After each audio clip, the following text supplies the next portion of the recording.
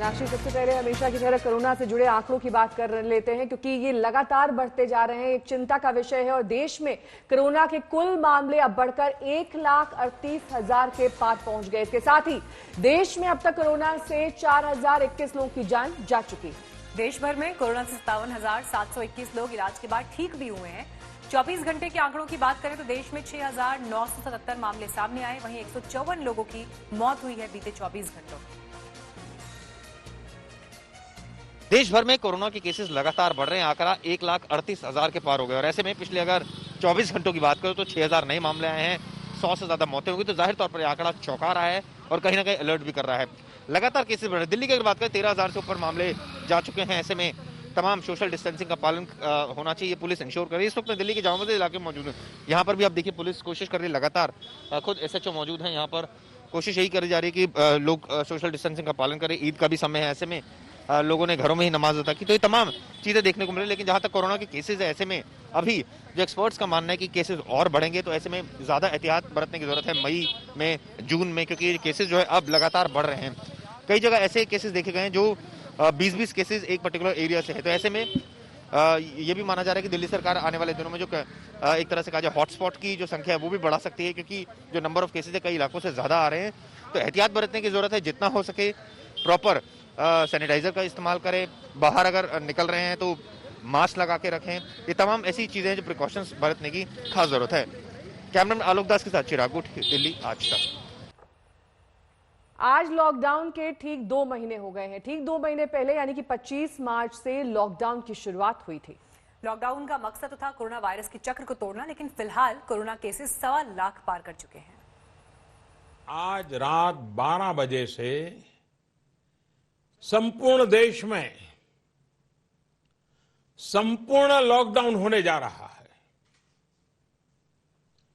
हिंदुस्तान को बचाने के लिए, हिंदुस्तान के हर नागरिक को बचाने के लिए, आपको बचाने के लिए, आपके परिवार को बचाने के लिए आज रात 12 बजे से घरों से बाहर निकलने पर पूरी तरह पाबंदी लगाई जा रही है। वो 25 मार्च का दिन था और आज 25 मई है। 2 महीने पूरे हो गए लॉकडाउन को।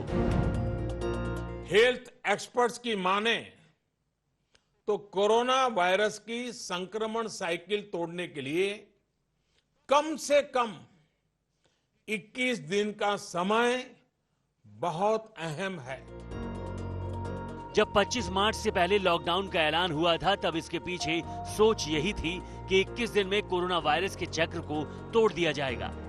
लेकिन जो सोचा गया था वो दूर दूर तक पूरा नहीं हुआ। कोरोना के केस बढ़ते चले गए और इसी तरह लॉकडाउन भी। पहले 19 दिन का दूसरा चरण आया, फिर करीब 2 हफ्ते के 2 और चरण।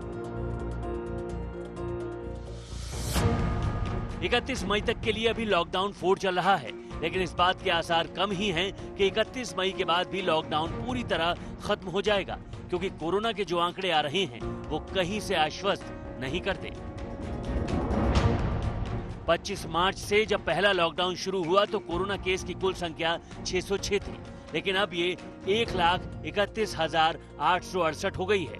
25 मार्च को कोरोना से मौत का आंकड़ा था 12, अब 3,867 पहुंच गया है। हालांकि लॉकडाउन के बावजूद केस बढ़े जरूर हैं, लेकिन सरकार का दावा है कि लॉकडाउन से फायदा हुआ है। स्वास्थ्य मंत्री डॉक्टर हर्षवर्धन के मुताबिक लॉकडाउन से पहले कोरोना केस करीब 3 दिन में डबल हो जाते थे, लेकिन अब 13 दिन में 2 गुना होता है। कि लॉकडाउन के पहले अगर भारत में डबलिंग रेट 3 दिन और 4 दिन के बीच में था, तो आज बीच में कई सारे सेटबैक्स भी आए हैं, लेकिन उसके बावजूद भी हमारा जो डबलिंग रेट है, आज जब मैं आपसे बात कर रहा हूं 13 के ऊपर दिन है।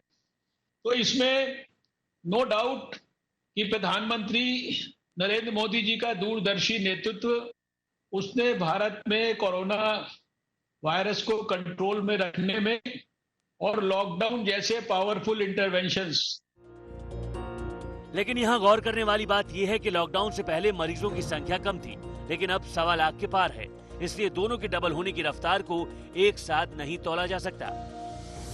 लॉकडाउन 4 खत्म होने में 6 दिन बाकी हैं। इस चरण में कई सारी रियायतें दी गई हैं। लेकिन कहना मुश्किल है कि 1 जून से पुरानी स्थिति बहाल हो पाएगी। आज तक ब्यूरो। महाराष्ट्र में कोरोना पर काबू पाना मुश्किल हो रहा है। राज्य में एक दिन में 3000 से ज्यादा कोरोना के नए मामले सामने आए हैं। राज्य सरकार के एक और मंत्री की रिपोर्ट में ये सामने आया है कि वो कोरोना पॉजिटिव है और इसके साथ ही उद्धव ठाकरे पता नहीं क्यों नहीं चलाई है।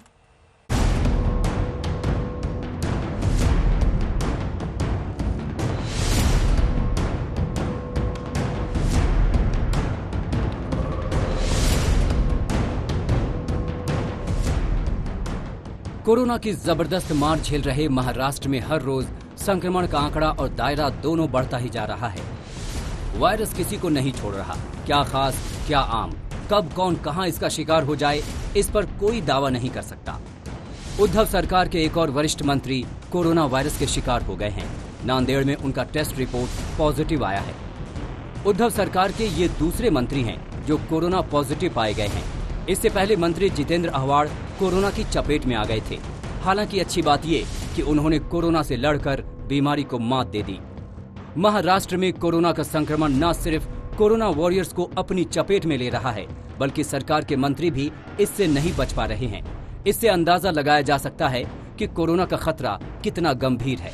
महाराष्ट्र में वायरस का संक्रमण हर रोज नई बुलंदी तक पहुंच रहा है। पिछले 24 घंटे में 3000 से ज्यादा नए मरीज संक्रमण का शिकार हुए हैं। ये एक दिन में संक्रमण हुए मरीजों का सबसे बड़ा आंकड़ा है। इसी के साथ ही सूबे में कोरोना पॉजिटिव केस 50,000 से ज्यादा हो गया है। वहीं अब तक सूबे में 1635 लोगों की मौत हुई है, जबकि 24 घंटे में 58 लोगों ने अपनी जान गंवाई है। हालांकि मुख्यमंत्री उद्धव ठाकरे मानते हैं कि महाराष्ट्र में अनुमान से कम लोग कोरोना से संक्रमित हुए हैं। प्रत्यक्ष आज 23 तारखेला काय स्थिती, म्हणजे मी म्हणून ते 1.25 ते 1.5 लाख का म्हटलं की 1.5 लाख जर मे अखेरीला होणार असतील तर आज 1.25 लाख व्हायला हवे। 1.25 लाख म्हटल्यानंतर आज मी मुद्दामून काही कागद घेऊनच बसलेलो आहे। आज आपल्या महाराष्ट्रामध्ये 33,786 या पॉझिटिव्ह केसेस आहेत। 13,404 हे रुग्ण बरे होऊन घरी गेलेले आहेत। 13,000च्या आसपास। उद्धव सरकार का दावा है कि वो पूरी ताकत से कोरोना की चुनौती से मुकाबला कर रही है, लेकिन ये सच्चाई है कि कोरोना से जंग महाराष्ट्र के लिए दिन ब दिन मुश्किल साबित होती जा रही है। मुंबई और महाराष्ट्र में भले ही आंकड़े उतने नहीं बढ़े हों जितना का अनुमान लगाया जा रहा था, लेकिन खतरा अभी टला नहीं है। लगातार बढ़ते आंकड़ों को देखते हुए तो यही लग रहा है कि इस वक्त सतर्कता बनाए रखने की सख्त जरूरत है। कैमरामैन सचिन सावंत, कमलेश सुतार और साहिल जोशी के साथ विद्या, मुंबई आज तक। श्रमिक एक्सप्रेस ट्रेन को लेकर केंद्र और महाराष्ट्र सरकार के बीच जुबानी जंग तेज हो गई है। रेल मंत्री पीयूष गोयल के एक साथ कई ट्वीट कर महाराष्ट्र सरकार को घेरने की कोशिश की तो शिवसेना के संजय राउत बद इंतजामी का सवाल उठा रहे हैं।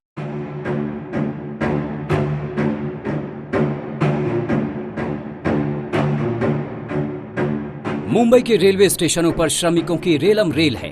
अपने अपने गृह राज्य जाने के लिए हजारों प्रवासी मजदूर रोजाना रेलवे स्टेशनों का रुख करते हैं। अब इन्हीं प्रवासी श्रमिकों पर उद्धव सरकार और केंद्र सरकार के बीच सियासी वार पलटवार शुरू हो चुका है। रेल मंत्री पीयूष गोयल ने एक के बाद एक ट्वीट किए। उन्होंने महाराष्ट्र सरकार को निशाने पर लेते हुए ट्वीट किया कि हम महाराष्ट्र को 125 श्रमिक स्पेशल ट्रेन देने के लिए तैयार हैं। जैसा कि आपने बताया है, आपके पास श्रमिकों की लिस्ट तैयार है। ऐसे में आप 1 घंटे में मध्य रेलवे के महाप्रबंधक को लिस्ट सौंप दें, जिससे हम ट्रेन को समय पर चला सके। पहले की तरह ट्रेन को खाली न जाना पड़े। हजारों श्रमिक ट्रेनों के लिए पसीना पसीना हो ही रहे थे कि रेल मंत्री पीयूष गोयल के ट्वीट के जवाब में दनदनाता तीर शिवसेना प्रवक्ता संजय राउत ने छोड़ा।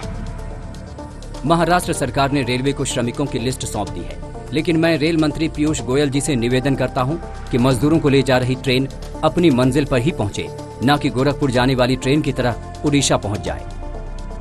इससे पहले यूपी के मुख्यमंत्री योगी आदित्यनाथ ने भी प्रवासी श्रमिकों की वापसी पर उद्धव सरकार पर हमला बोला था। योगी आदित्यनाथ ने कहा कि अगर महाराष्ट्र बसों और ट्रेनों में सारी सुविधाएं देकर 4 लाख प्रवासी मजदूरों को रवाना कर चुकी है, तो फिर महाराष्ट्र की सड़कों पर भूखे प्यासे पैदल जाते मजदूरों की तस्वीरें क्यों दिखाई पड़ रही हैं? एक भूखा बच्चा ही अपनी मां को ढूंढता है। अगर महाराष्ट्र सरकार ने सौतेली मां बनकर भी सहारा दिया होता तो महाराष्ट्र को गढ़ने वाले हमारे उत्तर प्रदेश के निवासियों को प्रदेश वापस नहीं आना पड़ता।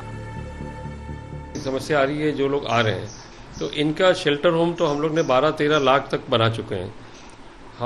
पॉजिटिव केसेस के लिए जो L1, L2 फैसिलिटी हमारी है वो लगभग 75,000 बेड्स का हमारा तैयार हो गया है और हम प्रयास कर रहे हैं कि इसी महीने के अंत तक उसको 1 लाख बेड तक पहुंचा दें। उत्तर प्रदेश सरकार और केंद्र की सरकार पूरे देश के लिए, पूरे श्रमिकों के लिए और जितने भी जरूरतमंद हैं उनके लिए हर संभव प्रयास कर रही है।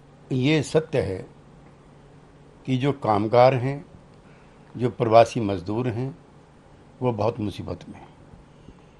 नौकरी कामकाज से बेदखल कर दिए गए हैं, खाने के लिए नहीं है, ठहरने के लिए।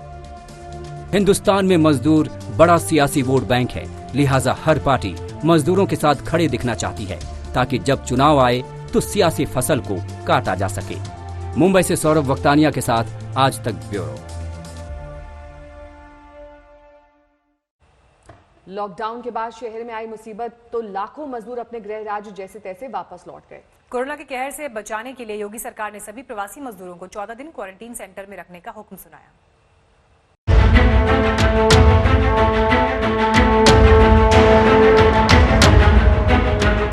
कोरोना के खिलाफ जंग में यूपी के गांव देहात में प्रवासी मजदूरों के लिए बनाए गए क्वारंटीन सेंटर कमजोर कड़ी साबित हो रहे हैं। यूपी के फतेहपुर के गांव देहात के इलाकों में बनाए गए क्वारंटीन सेंटरों में नियम कायदों की धज्जियां उड़ाई जा रही हैं। आप देख सकते हैं कि सैदनापुर गांव के इस स्कूल में बने क्वारंटीन सेंटर में किस तरह से लोग मजमा लगाकर बैठे हैं। ग्राम प्रधान की मेहरबानी से कुछ लोगों को तो पेड़ के नीचे ही क्वारंटीन कर दिया गया है, तो कुछ लोग ऐसे भी हैं जिन्हें ट्यूबवेल में क्वारंटीन कर दिया गया है। प्रशासन और हेल्थ महकमे की तरफ से भी कोई इनकी सुध लेने नहीं आया। कहाँ पे? आम के नीचे। अच्छा, 6 लोग यहाँ पे। कहाँ पर? पंचायत घर में। कहाँ पे? पंचायत घर। अच्छा, पंचायत घर में। करीब 15-16 आदमी स्कूल में। अच्छा, पेड़ के नीचे रोका गया है क्या उनको? हाँ। तो क्या यहाँ पे कोई जांच करने या कोई हालचाल पूछने आपका आया अभी तक? नहीं, कोई नहीं आया। ग्राम प्रधान, सचिव या कोई अधिकारी? अच्छा, कहाँ से खाने पीने की व्यवस्था होती है? घर से। अच्छा, क्या लाइट वाइट की क्या व्यवस्था हुई है? कुछ नहीं, इधर से कटिया लगाए। ये तस्वीरें उत्तर प्रदेश के बांदा जिले की हैं। कहीं प्रवासी मजदूर झुंड में घूम रहे हैं तो कहीं पेड़ों के नीचे डेरा डाले हुए हैं। स्कूल में बनाए गए क्वारंटीन सेंटर में भी बदहाली का आलम है। शौचालय में साफ सफाई की हालत ऐसी है कि इस्तेमाल करना मुश्किल है। आप लोगों को अंदर रूम दिया है? जी, रूम है। आपको मिला है सोने को? हाँ, सोने को मिला सर। तो फिर बाहर आ गए? फिर बाहर आ गए। गाँव जाने के इंतजार में सर, चेकिंग हो गया तो क्वारंटीन हो गया, चेकअप तो गाँव जाने सर। और आज से विमानों को हरी झंडी मिल चुकी है। कोरोना ने जख्मी कर दिया था इस सेवा को, लेकिन अब ये जज्बा दिखाई दे रहा है सभी एयरपोर्ट्स पर कि वहां पर एक बार फिर से धीमी गति से ही सही लेकिन उड़ानें अब टेक ऑफ कर सकेंगी, लैंड कर सकेंगी। आज से हवाई सफर शुरू हो चुका है। और तस्वीरें देखिए, दिल्ली, हैदराबाद, मुंबई, पटना, बेंगलुरु और पुणे से अंदाज बेशक बदल गया है। नए नियम कायदे हैं, लेकिन ये भी इस दौर में सफर का नया सलीका है।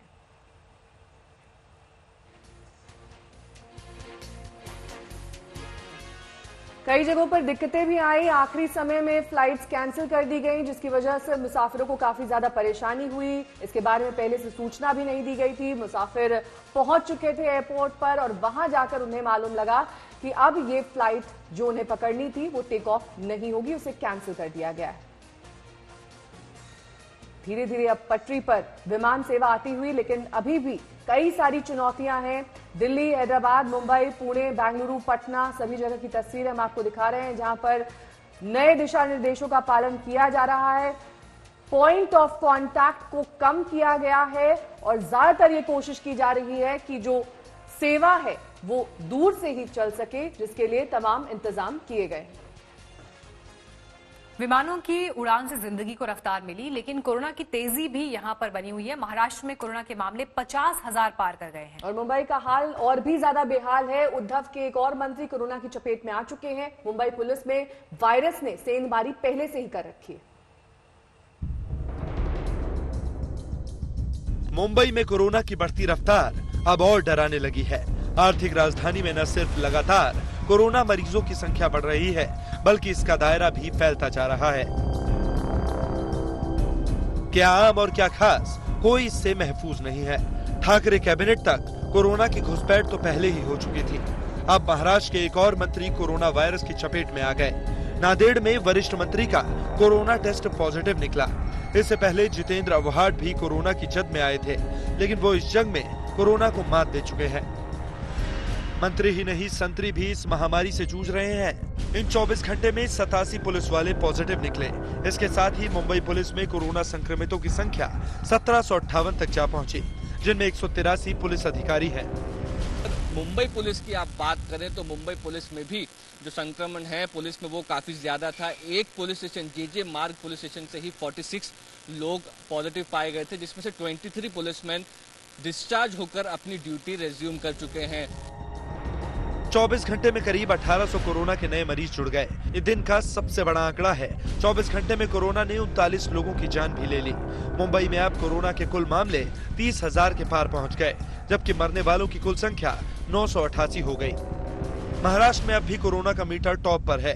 यहाँ अब कुल मामले 50,000 को पार कर गए। एक दिन में 3,000 से ज्यादा केस निकल आए। हालांकि मुख्यमंत्री उद्धव ठाकरे मानते हैं कि महाराष्ट्र में अनुमान से कम लोग कोरोना से संक्रमित हुए हैं। आज 23 तारखेला काय स्थिती, म्हणजे मी म्हणून ते 1.25 ते 1.5 लाख का म्हटलं की 1.5 लाख जर मे अखेरीला होणार असतील तर आज 1.25 लाख व्हायला हवे। 1.25 लाख म्हटल्यानंतर आज मी मुद्दामून काही कागद घेऊनच बसलेलो आहे। आज आपल्या महाराष्ट्रामध्ये 33,786 ह्या पॉझिटिव्ह केसेस आहेत। 13,404 हे रुग्ण बरे होऊन घरी गेलेले आहेत। 13,000च्या आसपास। महाराष्ट्र में कोरोना के आधे से ज्यादा मामले मुंबई से हैं और यहाँ जिस रफ्तार से ये महामारी फैल रही है, उसके बाद आशंका ये जताई जा रही है कि कहीं ऐसा ना हो कि मुंबई कोरोना से सबसे ज्यादा मरीजों वाला महानगर बन जाए। साहिल जोशी और विद्या के साथ सौरभ वक्तानिया, मुंबई आज तक।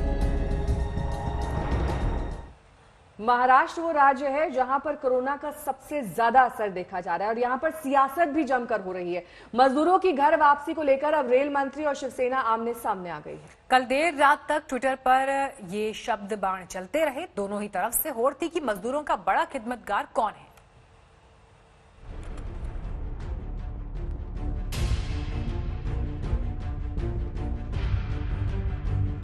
घर जाने की ऐसी भागम भाग पहले नहीं दिखी। मुंबई में रेलवे स्टेशनों का हाल कुछ ऐसा ही है। घर वापसी के लिए प्रवासी मजदूरों की होड़ लगी हुई है। हाथों में सामान थामे मजदूर ट्रेन पर सवार हो रहे हैं। श्रमिक स्पेशल प्लेटफॉर्म पर लगती नहीं कि ट्रेन के डिब्बे भर जाते हैं। मामला मजदूरों का है तो सियालत भी ट्रेन की रफ्तार के साथ पटरी पर उतनी ही तेजी से दौड़ पड़ी है। कल देर रात तक रेल मंत्री पीयूष गोयल और शिवसेना के बीच ट्विटर वॉर चलता रहा। हम महाराष्ट्र को 125 श्रमिक स्पेशल ट्रेन देने के लिए तैयार हैं। जैसा कि आपने बताया था कि आपके पास श्रमिकों की लिस्ट तैयार है। ऐसे में आप 1 घंटे में मध्य रेलवे के महाप्रबंधक को लिस्ट सौंप दें, जिससे हम ट्रेनों को समय पर चलवा सकें। पहले की तरह ट्रेन को खाली न जाना पड़े। महाराष्ट्र की ओर से शिवसेना के फायर ब्रांड प्रवक्ता ने मोर्चा संभाला। रात में ही संजय राउत ने जवाबी तीर छोड़ा। महाराष्ट्र सरकार ने रेलवे को श्रमिकों की लिस्ट सौंप दी, लेकिन मैं रेल मंत्री पीयूष गोयल जी से निवेदन करता हूं कि मजदूरों को ले जा रही ट्रेनें अपनी मंजिल पर ही पहुंचे, न कि गोरखपुर जाने वाली ट्रेन की तरह ओडिशा पहुंच जाए। मजदूरों पर सियासी घमासान की शुरुआत पहले ही हो गई थी। यूपी के मुख्यमंत्री योगी आदित्यनाथ ने प्रवासी मजदूरों पर उद्धव को घेरा था। उन्होंने ट्वीट कर कहा कि अगर महाराष्ट्र बसों और ट्रेनों में सारी सुविधाएं देकर 4 लाख प्रवासी मजदूरों को रवाना कर चुकी है, तो फिर महाराष्ट्र की सड़कों पर भूखे प्यासे पैदल जाते मजदूरों की तस्वीरें क्यों दिखाई पड़ रही हैं? एक भूखा बच्चा ही अपनी मां को ढूंढता है। अगर महाराष्ट्र सरकार ने सौतेली मां बनकर भी सहारा दिया होता, तो महाराष्ट्र को गढ़ने वाले हमारे उत्तर प्रदेश के निवासियों को प्रदेश में वापस नहीं आना पड़ता। मुश्किल दौर है। उम्मीद की जाती है कि सियासी नफा नुकसान से ऊपर उठकर सभी लोगों को मिलकर काम करेंगे, लेकिन सियासतदान सियासत न करें, ऐसा कैसे हो सकता है? विपक्ष के नेताओं की बैठक में उद्धव भी केंद्र और बीजेपी पर जमकर निशाना साध रहे हैं। उन्होंने जहां केंद्र पर अकेला छोड़ देने का आरोप जड़ा, वहीं बीजेपी पर परेशान करने का इल्जाम भी लगाया। हिंदुस्तान में मजदूर बड़ा सियासी वोट बैंक है, लिहाजा हर पार्टी मजदूरों के साथ खड़े दिखना चाहती है, ताकि जब चुनाव आए तो सियासी फसल काटी जा सके। मुंबई से सौरभ वक्तानिया के साथ आज तक ब्यूरो। 62 दिन बाद आज रनवे पर विमानों ने टेक ऑफ किया, लैंड किया और आज से घरेलू उड़ानों को हरी झंडी मिली। पाबंदियों का दौर अब खत्म हो चुका है, लेकिन आंशिक तौर पर। पहला दिन कैसा रहा, एयरपोर्ट पर कैसी तैयारियां थी, विमानों के भीतर कैसी तैयारियां थी, इसका जायजा आज तक संवाददाता मौसमी सिंह ने लिया। मौसमी सिंह ने खुद दिल्ली से लखनऊ तक का सफर किया। आज एक ऐतिहासिक दिन है, क्योंकि जिस तरह से लगातार लॉकडाउन में तमाम डोमेस्टिक फ्लाइट्स बंद थी, वो आज खोली गई हैं। जी हाँ, लगभग 2 महीने बाद खोली गई हैं और मैं मौसमी सिंह आपको ले चलूँगी दिल्ली से लखनऊ। हम सफ़र करेंगे और उसके ज़रिए आपको सारी जानकारी देंगे कि किस तरह से आप एहतियात बरतते हुए ट्रैवल कर सकते हैं। आपने देखा हुआ है, मैंने ग्लासेस पहने हुए, मास्क पहना हुआ है, ग्लव्स पहने हुए हैं और यहाँ पे सोशल डिस्टेंसिंग के मेजर्स आपको T3 टर्मिनल में दिखाई दे रहे हैं। और आपको बता दें, ये सब अनिवार्य है। आरोग्य सेतु ऐप अनिवार्य है, कंपलसरी है। अब चलिए चलते हैं, हम चलेंगे दिल्ली से लखनऊ और इस दौर में क्या क्या एहतियात आपको बरतते हैं, क्या क्या प्रोटोकॉल्स फॉलो करना है, ये हम आपको बताएंगे। तो जैसे ही मैं एंटर की हूँ एयरपोर्ट के भीतर, एक कम्प्लीटली न्यू प्रोटोकॉल फॉलो करना पड़ता है। आरोग्य सेतु पूछा गया, चेक किया गया, ये भी चेक किया गया कि मेरे पास बोर्डिंग पास है कि नहीं है। मैंने अपना boarding pass online check in करना ज़रूरी है आप अगर ट्रैवल कर रहे हैं, और मैंने अब अपना बोर्डिंग पास लिया है, उनको दिखाया कि मैंने ऑनलाइन चेक इन किया है। महत्वपूर्ण बात ये भी है कि आपके पास बैगेज टैग होना चाहिए और वो बैगेज टैग के लिए पूछेंगे। आप सिर्फ एक बैग कैरी कर सकते हैं, ये मेरा बैग है। इसके अलावा आप 2 बैग नहीं कैरी कर सकते, ये बैग आगे रखा जाएगा फ़्लाइट में, और एक आप चेक इन बैगेज दे सकते हैं। आप एक से ज़्यादा चेक इन बैगेज भी नहीं दे सकते हैं। और ये आप अपना बोर्डिंग पास लेके फिर आप प्रोसीड करते हैं टर्मिनल पर बहुत महत्वपूर्ण ये भी है, देखिए अब जिस तरह से सारे प्रोटोकॉल्स इम्प्लीमेंट किए जा रहे हैं। जैसे ही हम लोग काउंटर पे आए हैं तो सैनिटाइज करने को उन्होंने बोला, ग्लव्स हम लोग पहने हुए थे तो सैनिटाइज करने को बोला। हर एक पॉइंट पे सैनिटाइज़र रखा गया है और सारे जो काउंटर्स हैं वहाँ पे लोग फेस शील्ड्स पहने हुए हैं। जो एयरलाइन क्रू है वो फेस शील्ड पहना हुआ है, स्टाफ है, ग्राउंड स्टाफ है, वो भी फेस शील्ड्स पहना हुआ है। और तो ये प्रोटोकॉल है जब आप बोर्डिंग पास ले लें। अब हम लोग जा रहे हैं सिक्योरिटी चेक के लिए। बोर्डिंग पास लेके सिक्योरिटी चेक करके अब हम लोग भीतर आए हैं। सिक्योरिटी चेक में भी लगातार जो है सोशल डिस्टेंसिंग के सारे मेजर्स अपनाए गए। सैनिटाइज़र वहाँ पे रखा गया था, जो सैनिटाइज़ करने के लिए इक्विपमेंट्स, और जो भी सिक्योरिटी पर्सनल्स थे वो कोई भी इक्विपमेंट को छू नहीं रहे थे। उनके पास स्टिक थी जिससे वो आगे कर रहे थे। आप देखिए इतना खाली अभी कभी आपको T3 एयरपोर्ट नज़र नहीं आया होगा आज तक। आपको दिखा रहा है ये एक्सक्लूसिव तस्वीरें एयरपोर्ट की।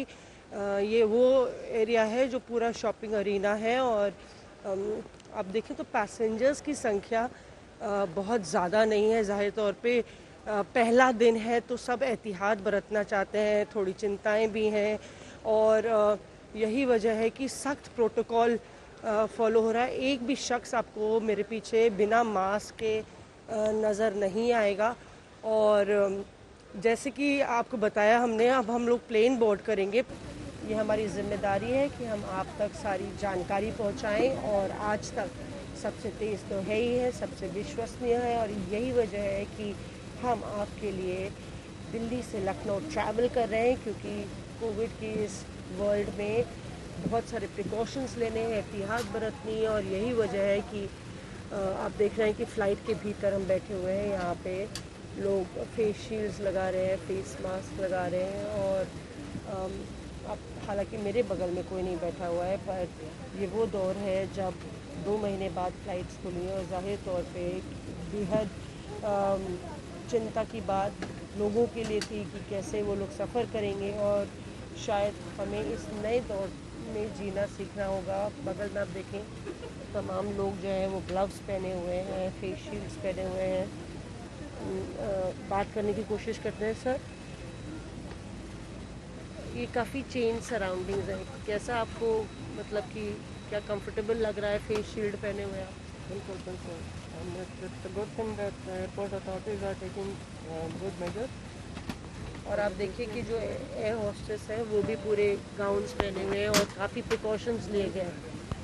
बिल्कुल, ये अच्छी बात है, सेफ्टी एंड सिक्योरिटी के साथ में होपफुली कि सेफ ट्रैवल करने का मिल रहा है सब लोगों को। आपको चिंता हुई कि आपको ट्रैवल करना पड़ेगा, कोई इमरजेंसी है कि काम के लिए जा रहे हैं? नहीं, मैं अपने घर जा रहा हूँ, अपने पेरेंट्स के पास, वो गाँव में है, मैं दिल्ली में यहाँ जॉब करता हूँ।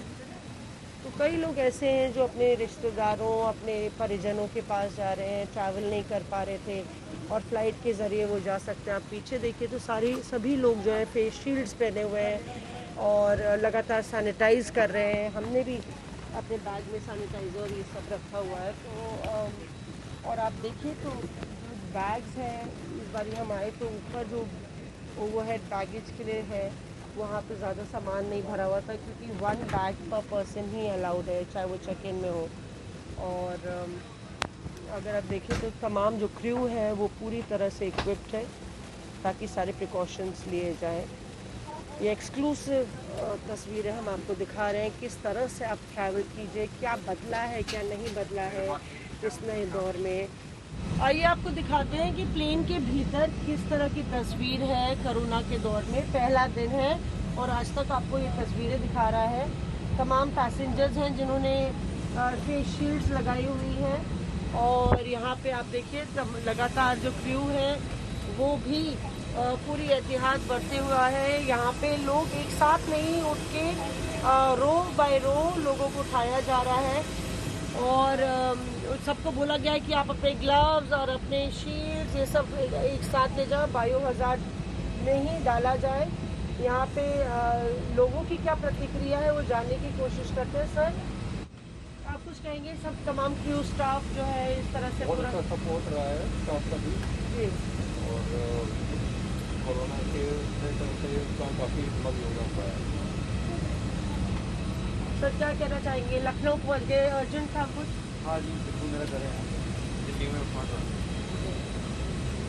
तो यहाँ पे आप देखें कि तमाम पैसेंजर्स लगभग प्लेन जो है वो खाली हो गया और आज तक की कोशिश थी कि आपको पूरी एक गाइडलाइन, एक रिपोर्ट दें कि किस तरह से ज़मीन पर अगर आप फ्लाइट में ट्रैवल करते हैं तो अगर आप एहतियात बरते हैं, इमरजेंसी है तो परेशान होने की ज़रूरत नहीं है। और यहाँ पे तमाम पैसेंजर्स प्लेन से उतरते हुए, उम्मीद है ये रिपोर्ट आपके लिए जो है काफ़ी हेल्पफुल रही होगी और आपको जानकारी मिली होगी। आप लोग को हम लोग की तरफ से बहुत बहुत सलाम, thank you very much. These two corona warriors, इनकी जितनी भी तारीफ की जाए वो कम है। लगातार पैसेंजर्स को गाइड करती रही, समझाती रही और वाकई में इन जैसी देश की बेटियों की वजह से जो है आज देश जो है तमाम पैसेंजर सुरक्षित है और देश वापस पटरी पे लौट रहा है। मौसमी सिंह, लखनऊ आज तक।